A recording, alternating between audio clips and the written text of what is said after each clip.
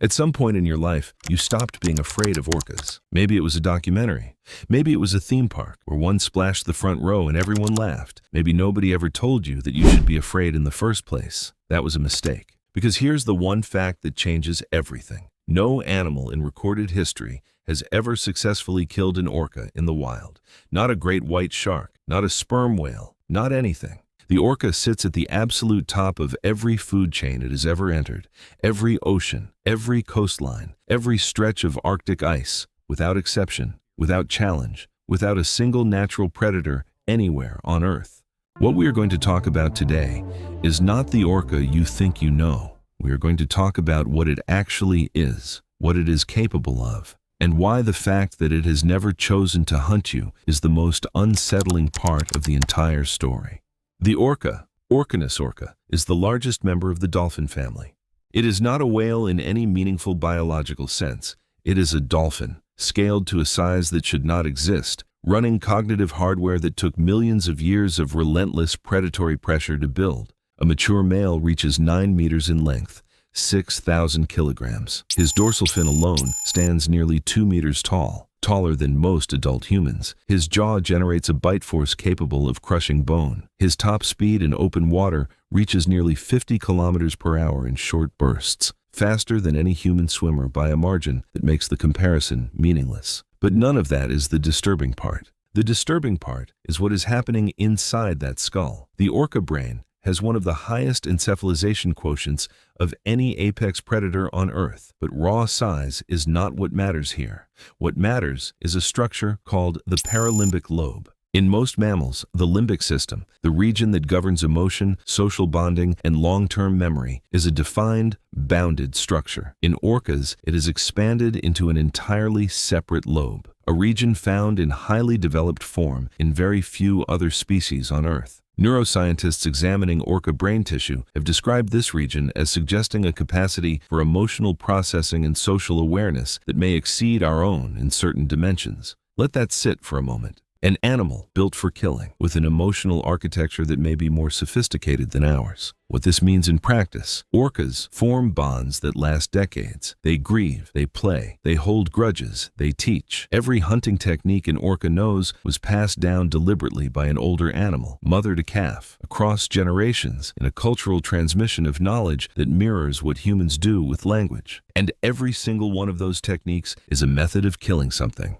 The hunting strategies of orcas are where the fear stops being abstract. Different orca populations around the world have developed entirely distinct hunting cultures. Techniques so specialized, so locally adapted, and so deliberately taught that researchers now classify orca groups not just by genetics, but by culture. The Antarctic orcas create waves deliberately to wash seals off ice floes. They work in groups. They time the waves. They have done it so many times across so many generations that the technique is now part of who they are. The New Zealand orcas beach themselves intentionally to grab stingrays in the shallows, and then teach their calves to do the same in sessions that look uncomfortably like instruction. But the strategy that changes everything, the one that forces you to reconsider what this animal actually is, was documented off the coast of South Africa. Orcas killing great white sharks, not scavenging dead ones, not ambushing juveniles, targeting adult great whites, animals that reach 5 meters in length, weigh over 1,000 kilograms, and represent the apex of their own evolutionary lineage, and killing them with a technique so precise it suggests something close to surgical knowledge of anatomy. The orca flips the shark upside down. Tonic immobility, a neurological response that renders the shark completely paralyzed when inverted, sets in within seconds. The orca then opens the shark's body cavity and extracts the liver, the largest, most calorie-dense organ, with precision while leaving the rest. It does not eat the whole shark. It takes exactly what it came for, and it leaves.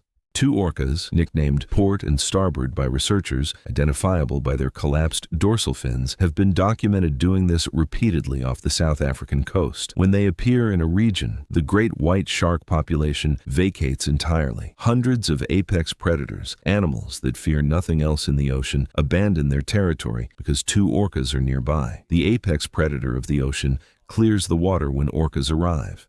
There is effectively no documented record of wild orcas killing humans. Incidents are vanishingly rare. Most are disputed, unconfirmed, or attributed to mistaken identity and poor visibility. That near absence is often used to argue that orcas are not dangerous to humans. That is the wrong conclusion. The absence of orca attacks on humans is not evidence of harmlessness. It is evidence of choice. Orcas are cognitively sophisticated enough to recognize humans as a distinct category of animal. They have had thousands of encounters with humans in the wild: boats, divers, swimmers, kayakers, and in virtually every case, they investigate, sometimes approach, and then disengage. Researchers have documented orcas approaching free divers in open ocean, circling them at close range, and swimming away. The same animals that coordinate to kill a humpback whale 10 times their size. The same animals that flip great white sharks with anatomical precision, looking at a human in the water, slow, warm, completely exposed, and deciding not to. That decision, made by an animal with the intelligence to make it, is the most unsettling thing in the entire record. You are not safe because orcas cannot hurt you. You are safe because so far they have decided not to.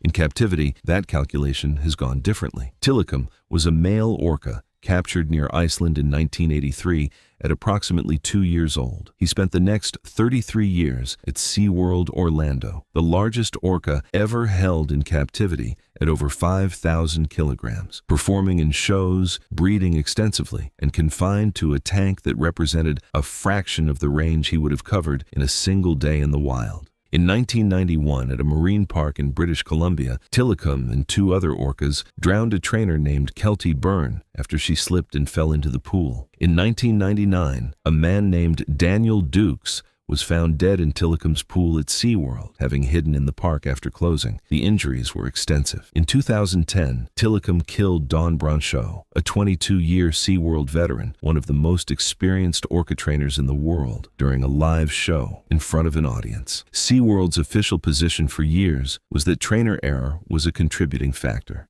What the record actually shows is an animal of extraordinary intelligence held in conditions of severe psychological deprivation that eventually acted with deliberate, targeted force against the humans in its environment. Tilikum did not snap. He did not panic. Every person who studied his behavior described the same thing: purposeful action by an animal that understood exactly what it was doing. He died in 2017, still in captivity, still at SeaWorld. He was approximately 36 years old. Wild male orcas live between 50 and 90 years. What is happening right now in the waters off the Iberian Peninsula is something researchers are still struggling to fully understand. Beginning in 2020, a population of orcas began targeting sailing vessels in the Strait of Gibraltar, approaching boats, focusing specifically on the rudder, disabling steering, and in multiple cases, causing the vessel to sink. As of 2026, more than 500 documented interactions have been recorded across 15 identified individual orcas. On July 26, 2024, orcas attacked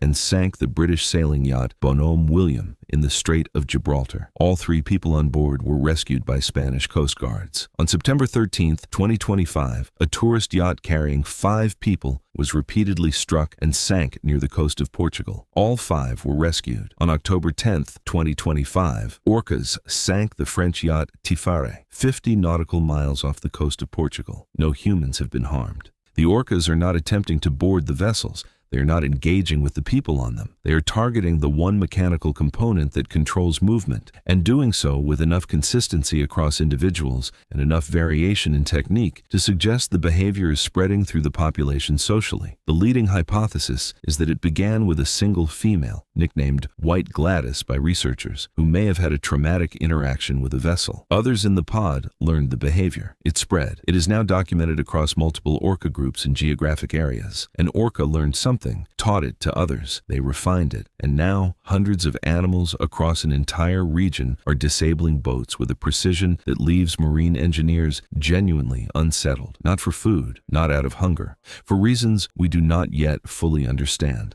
There are approximately 50,000 orcas in the world's oceans. They live in every ocean on Earth, from the tropics to both polar ice caps. They travel in pods of up to 40 animals, led by matriarchs who can live past 90 years old and carry decades of accumulated hunting knowledge. They communicate in dialects. Different pods have different calls, distinct enough that researchers can identify individual family groups by sound alone. Pods that share geography but not lineage develop different dialects over generations, the way human languages diverge across borders. We do not know what orcas say to each other.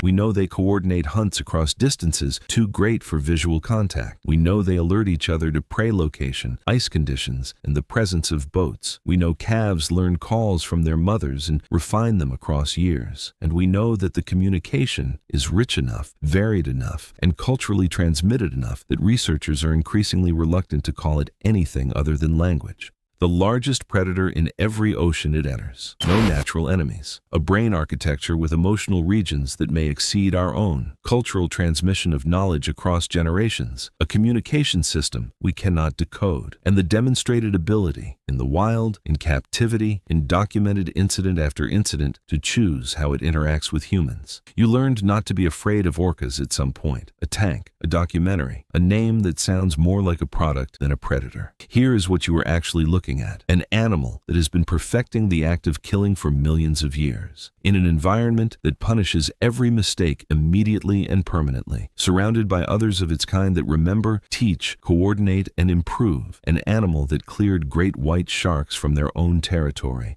that disabled boats with targeted precision until the steering failed. That held a trainer underwater in front of a live audience and did not release her. And that has looked at humans in the open ocean, slow, warm, completely exposed, and made a decision every single time, so far. The ocean covers 71% of this planet. The orca lives in all of it, and whatever calculation it is running when it encounters you in the water, whatever it is weighing, remembering, deciding, you are not part of that equation in the way you would like to think you are. You are simply not what it has chosen to hunt. Yet,